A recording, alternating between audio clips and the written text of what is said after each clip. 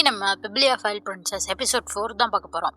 இதில் ஃபஸ்ட்டு சீனில் பார்த்தீங்கன்னா நம்ம கிறிஸ் சின்ன பிள்ளை இருக்கப்ப அவங்க அம்மா கிட்ட பேசிகிட்டு இருந்திருப்பான். அவங்க அம்மா அவனுக்கு ஒரு கதை சொல்லியிருப்பாங்க. இது மாதிரி பிரின்ஸும் பிரின்சஸும் கடைசியாக கல்யாணம் பண்ணிக்கிட்டாங்களாம். அப்புறம் ரொம்ப சந்தோஷமாக வாழ்ந்தாங்களாம் அப்படிங்கிற மாதிரி சொல்கிறப்ப கிறிஸ் கேட்குறான், அப்படியாம்மா அப்புறம் அவங்களுக்கு கஷ்டமே வரலையா, அவங்க சோகமே ஆகலையா அப்படிங்கிற மாதிரிலாம் கேட்குறப்ப அவங்க அம்மா சொன்னாங்க, அவங்க வாழ்க்கையிலே சோகம் கஷ்டங்கள் இருந்துச்சு, ஆனால் 2 பேரும் ஒன்றா இருக்கிறப்ப அது எல்லாத்தையுமே அவங்க தாண்டி வந்துட்டாங்க அப்படிங்கிற மாதிரி சொல்கிறப்ப அவன் கேட்குறான், அப்போ 2 பேரும் பிரிஞ்சிட்டாங்கன்னா ஒன்றா இருக்க முடியலன்னா அப்படிங்கிற மாதிரி கேட்குறப்ப அவங்க அம்மா சொல்கிறாங்க, நான் உனக்கு ஒரு மேஜிக் வேர்ட் சொல்லித்தரேன், அதை யூஸ் பண்ணால் பிரின்ஸும் பிரின்சஸும் எப்போதுமே ஒன்றா இருப்பாங்க.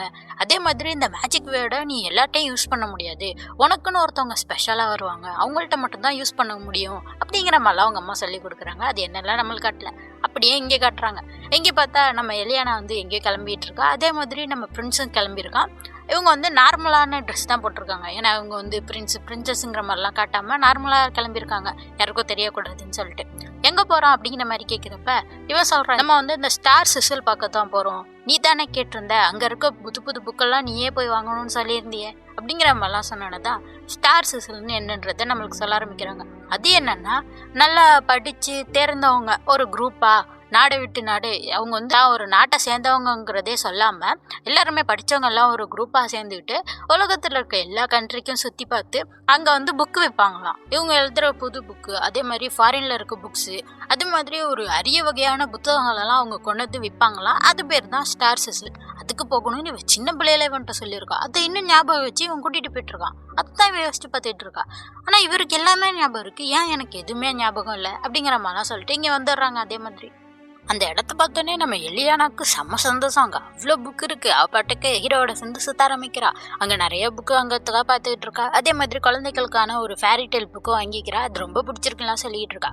பக்கத்துலேயே ஆலன் இது மாதிரி துணியை தான் கட்டிட்டு வந்திருப்பான். அதை பார்த்தோன்னே எலியானாக்கு ஆள் தெரில, இது யாரு அப்படிங்கிற மாதிரி கேட்டுட்டு இருக்கா. உடனே இதான் சான்ஸ் சொல்லிட்டு நம்ம ஹீரோ, இது யாரோ நம்மளுக்கு தெரியாதவங்க அப்படிங்கிற மாதிரி சொல்லிக்கிட்டு இருக்கான். அப்போ பார்த்தா எல்லாரும் கத்துறாங்க, திருட பிடிங்கன்னு சொல்லிட்டு. பார்த்தா 2 குட்டி பசங்க புக்கை தூக்கிட்டு போடுறாங்க. அங்கே இருக்கவங்க எல்லாருமே அவங்கள மடக்கி பிடிச்சிடுறாங்க. நீங்கள் என்ன பண்ணுறீங்க, எதுக்கு புக்கெல்லாம் திருடிட்டு போகிறீங்க அப்படிங்கிற மாதிரிலாம் அந்த பசங்கள்ட்ட கேட்க அந்த பசங்க சொல்கிறாங்க, எங்களை திருடிட்டு வர சொன்னாங்க பெர்ன்ஸ்டைன் குடும்பத்தை சேர்ந்த ஒரு நோபல் அப்படிங்கிற மாதிரி சொன்னோன்னே அசந்து போய் பார்க்குறான். ஏன்னா ஹீரோயினியோட குடும்ப பேர் தான் அது. ஹீரோயினி குடும்பத்தில் ஒருத்தர் தான் திருடிட்டு வர சொன்னாங்கன்னு சொல்கிறா. அது ஹீரோயினியோட அப்பா அண்ணன் கிடையாது, வேற கசின்ஸு, பெரியப்பா, அங்கிள், அது மாதிரி யாரை வேணா இருக்கலாம். அது மாதிரி சொன்னோன்னே நம்ம ஹீரோ தான் முன்னாடி பேசுகிறான், நான் பேசி பார்க்குறேன் அப்படிங்கிற மாதிரி சொன்னோன்னே அந்த குட்டி பேரில் ஒருத்தன் ஹீரோ பார்த்துட்டு அப்பா அப்படின்னு சொல்லிட்டு கட்டி பிடிச்சிக்கிறான். ஹீரோவே அதிர்ச்சியில் பார்க்குறான். சுற்றி இருக்கவங்க எல்லாரும், நீ தான் இவங்களுக்கு அப்பாவா, ஒழுங்கு மரியாதை அவங்க பசங்களை கூட்டு போ அப்படிங்கிற மாதிரி சொன்னோன்னே அவன் காதில் ஏதோ ஹீரோ சொல்கிறான், என்ன சொல்கிறான்னு தெரில. அப்புறம் இந்த பசங்களை நானே பார்த்துக்கிறேன்னு சொல்லிட்டு கூட்டிகிட்டு இந்த பசங்களுக்கு சாப்பாடுலாம் கொடுத்துட்டு இருக்கான். அப்போ தான் கிளான் இந்த பசங்களை பற்றி சொல்ல ஆரம்பிக்கிறான். என்னன்னா, இந்த ரெனேங்கிற அந்த குட்டி பையன் இருக்காங்க, அவனோட அம்மாவுக்கு உடம்பு சரியில்லை. அவங்களும் இந்த ஸ்டார் சிசல் உள்ளவங்க தான் போல. இவங்க எல்லாரும் சுற்றிக்கிட்டே இருக்கனால டாக்டரை பார்க்கவே முடியும். அதனால அந்த பெர்ன்ஸ்டைனை சேர்ந்த ஒரு நோபல் என்ன சொல்லியிருக்காருன்னா, புக்கை திருடி கொடு, நான் அவங்க அம்மாவை டாக்டர் பார்க்க அனுமதிக்கிறேன் அப்படிங்கிற மாதிரிலாம் சொல்லியிருக்காரு. அதனால தான் இந்த பசங்க புக்கை திருடி இருக்காங்க அப்படிங்கிற மாதிரி சொல்லிட்டு இந்த கிளான் கேட்குறான் இன்னொரு பையன்கிட்ட. இந்த ரெனே பையனோட அம்மாவுக்கு தான் உடம்பு சரி. இன்னொரு பையன் இருக்கான், அவன் ரெனேவை தன்னோட தம்பியா பார்க்குறான். அதனால தான் அவனுக்கு இவனும் உதவி செய்ய வந்திருக்கான். அந்த பையன்கிட்ட தான் கிளான் கேட்டுட்டு இருக்கான். சரிடா, இந்த ரெனே பையன் எதுக்குடா கிறிஸை தான் அப்பான்னு சொல்லிக்கிட்டு இருக்கான் அப்படிங்கிற மாதிரி சொன்னோன்னே அந்த ரெனே பையனே சொல்கிறான், இது மாதிரி அவங்க அம்மா சொல்லியிருந்தாங்களாம், அவங்க அப்பா ஒரு நைட், அதாவது போர் வீரர், அதே மாதிரி அவரோட கண்ணு ப்ளூ கலரில் இருக்குன்னு சொல்லியிருந்தாராம். அதே மாதிரி தான் அவங்க கண்ணு இருக்கு, நீங்கள் தான் என் அப்பா அப்படின்னு சொல்லிட்டு கிறிஸை பிடிச்சிக்கிட்டு இருக்க. இதில் அந்த பாலோ சொல்லிக்கிட்டு இருக்கான். அது மட்டும் இல்லை, இவர் போயிட்டு அந்த ஒருத்தன் காதல் ஏதோ சொல்லியிருப்பார்ல, என்ன சொல்லியிருப்பான்னா, டாக்டர் லெட்ஸியோட கஸ்டமர் தானா அப்படிங்கிற மாதிரி தான் ஈட்ட சொல்லியிருப்பான். அந்த டாக்டர் லெட்ஸிங்கிறவர் இந்த ஸ்டார் சிசல் மொத்த இதுக்குமே டாக்டர் அவர் தான், சொல்லப்போனால் ஹெட்டு மாதிரி. அதைத்தான் சொல்கிறான். அவரோட பேர் எப்படி இவருக்கு தெரிஞ்சிருக்கும். இது மாதிரி ஸ்டார் சிசலில் ஒரு டான்ஸர் தான் ரெனேயோட அம்மா. இவங்களுக்கு லவ்வராக இருக்கிறதுனால தான் இப்படி ஒரு நைட்டுக்கு அந்த டாக்டரோட பேர் தெரிஞ்சிருக்கு அப்படிங்கிற மாதிரி இந்த பையன் சொல்லிக்கிட்டு இருக்கான். அதே மாதிரி அங்கே ஆலனும் வந்துடுறான். ஆலன் ஹீரோயின்ட்ட பேசிகிட்டு இருக்கான், என்ன சாப்பாடு பிடிச்சிருக்கா அப்படிங்கிற மாதிரிலாம் சொல்லிட்டு இருக்கப்ப அவன் சொல்லிட்டு இருக்கான், உங்கள் பெர்ன்ஸ்டைன் குடும்பத்தில் நல்ல இதெல்லாம் இருக்குல்ல, நிறைய செஃப் இருப்பாங்கல்ல அப்படிங்கிற மாதிரிலாம் பேசிகிட்டு இருக்கப்ப அந்த பால பையன் அந்த பெர்ன்ஸ்டைங்கிற வார்த்தையை கேட்டுடுறான். அப்ப இந்த பொண்ணும் அந்த குடும்பத்தை சேர்ந்தவதான் சொல்லிட்டு தெரிஞ்சிருது. அதே மாதிரி ஹீரோ வந்து ஆலனையும் கிளானையும் கூட்டிட்டு கிளம்புறான், நம்ம இதை பத்தி விசாரிக்கணும் அப்படின்னு சொல்லிட்டு. இந்த பாலோ, ரெனே, அப்புறம் நம்ம ஹீரோயினி 3 பேரும் தான் உட்காந்துருக்காங்க. அப்பதான் அந்த பாலோ பைய சொல்ல ஆரம்பிக்கிறான், இது மாதிரி நீனும் அந்த பேரன்ஸ்டீன் குடும்பத்தை சேர்ந்தவ தானே, அதுல ஒரு நோபல் தான் இப்படி எங்களை பண்ண சொன்னாரு, இந்த நோபல்ஸ் எல்லாருமே கெட்டவங்க, எங்களுக்கு கீழ்த்தரமா பாக்குறவங்க, இதனாலதான் எங்களுக்கு இந்த மாதிரி பிரச்சனை எல்லாம் நடந்துச்சுன்னு சொல்லிட்டு எல்லா நோபல்ஸுமே ஒரே மாதிரி தான் சொல்லிட்டு சத்தம் போட ஆரம்பிக்கிறான். உடனே நம்ம ஹீரோயினி சொல்றா, இல்ல அப்படி கிடையாது, எல்லாருமே ஒரே மாதிரி இருக்க மாட்டாங்க, உனக்கு இது புரியுமா புரியலான்னு தெரியல, ஆனா நான் இது வந்து இந்த புக்கை சின்ன பிள்ளையில இருந்தே படிச்சிருக்கேன், இதுல ஒரு ஃபேரி டேல் இருக்கும், அதுல என்ன கதை இருக்கும்னா ஒருத்தர் வந்து ஒரு காகம் வந்து அவரை ரொம்ப தப்பா நடத்திருச்சான், அதனால அந்த காகத்துக்கிட்ட அவர் திருப்பி என்ன சொல்லியிருக்காருன்னா, நீ என்ன தப்பா நடத்திட்ட, ஆனா அதை நினைச்சு எனக்கு கஷ்டமா இருக்கு, ஆனா நான் இதே மாதிரி இன்னொரு காகத்தை பாக்குறப்ப அதை நான் தப்பாலாம் நடத்த மாட்டேன் உன்னை நினைச்சுக்கிட்டு அப்படிங்கிற மாதிரி சொல்லியிருப்பாரு.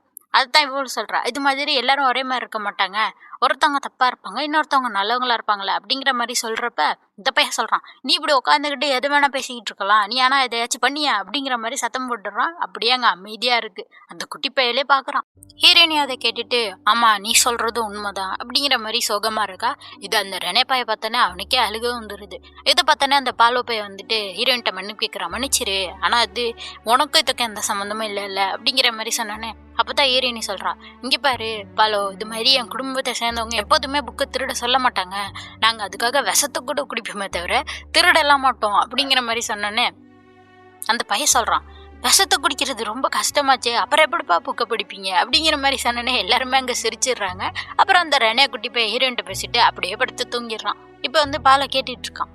அவன் என்ன கேட்குறான்னா, இது மாதிரி ஹீரோயின்ட்ட கேட்குறான், இது மாதிரி நீங்களும் அந்த ப்ளூ கர்ன் இருக்காரே அவரும் லவ்வர்ஸா அப்படிங்கிற மாதிரி கேட்குறான். ஏன் கேட்குறான்னா, இது மாதிரி எனக்கு தெரியும் அவர் ஒன்றும் ரெனேவோட அப்பா கிடையாதுன்னு சொல்லிட்டு, இருந்தாலும் ரெனே அவங்க அப்பாவுக்காக ரொம்ப ஏங்குறான், இன்னைக்கு ஒரு நாள் மட்டும் அவர் வந்து ரெனேவுக்கு அப்பாவா இருந்துட்டு போட்டுமே, விட்டு கொடுக்குறீங்களா அப்படிங்கிற மாதிரி கேட்குறப்ப ஹீரோவே அங்கே வந்துடுறான். அதுக்கு நான் தானடா ஓகே சொல்லணும் அப்படின்னு சொல்லிட்டு அந்த பையனை தூக்கிக்கிட்டு இது மாதிரி என்ன சொல்கிறான்னா, வா எலியானா நம்ம போயிட்டு இந்த ஸ்டார் சிசலோட சீஃபை பார்க்கணும், ஒரு விஷயத்த நான் கேட்கணும் அப்படிங்கிற மாதிரி சொல்லிட்டு இவங்க எல்லாரும் கிளம்புறாங்க.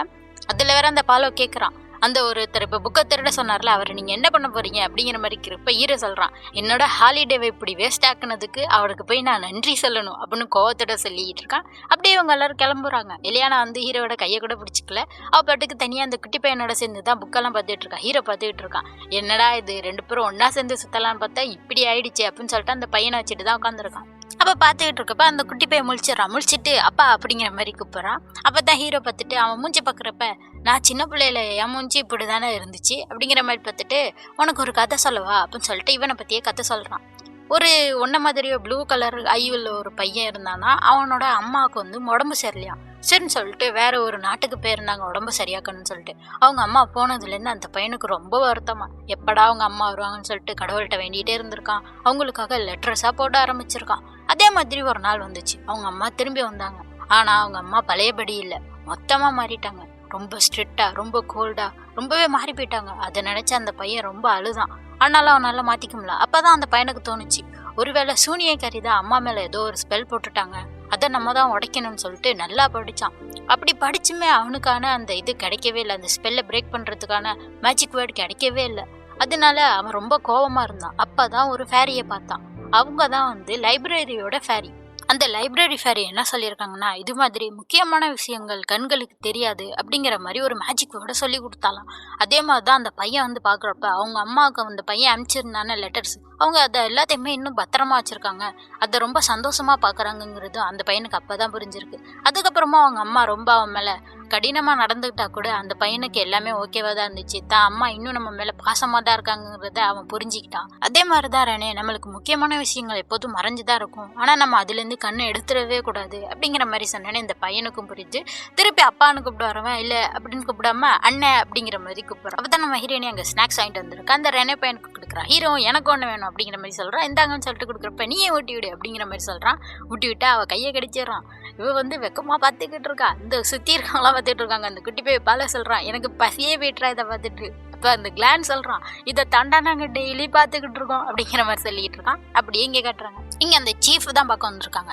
ஹீரோ என்ன சொல்கிறான்னா, இது மாதிரி டாக்டர் லெட்ஸிட்ட போய் சொல்லுங்கள், 6 வருஷத்துக்கு முன்னாடி நான் அவர்கிட்ட வாங்கினதை திருப்பி கொடுக்க வந்திருக்கேன்னு சொல்லிட்டு அப்படிங்கிற மாதிரி சொன்னேனே. அவங்களும் அவரை போய் கூட்டிகிட்டு வராங்க. அவர் வந்துட்டு பார்க்குறாரு, ஓ நீ அன்னைக்கு வந்த பையனா, அதுக்குள்ளே உனக்கு குழந்தையெல்லாம் மறந்துட்டாங்களா அப்படிங்கிற மாதிரி பற்றிட்டு இருக்காரு. ஹீரோயினி பார்த்துட்டு யோசிச்சுட்டு இருக்கா, நிறைய விஷயம் எனக்கு பிரின்ஸை பற்றி தெரியவே இல்லையே அப்படிங்கிற மாதிரி. அப்படியே இந்த எபிசோட் முடியுது. அடுத்த எபிசோட் பக்கம் நான் மறக்காம சேனலை சப்ஸ்கிரைப் பண்ணிக்கோங்க. பை.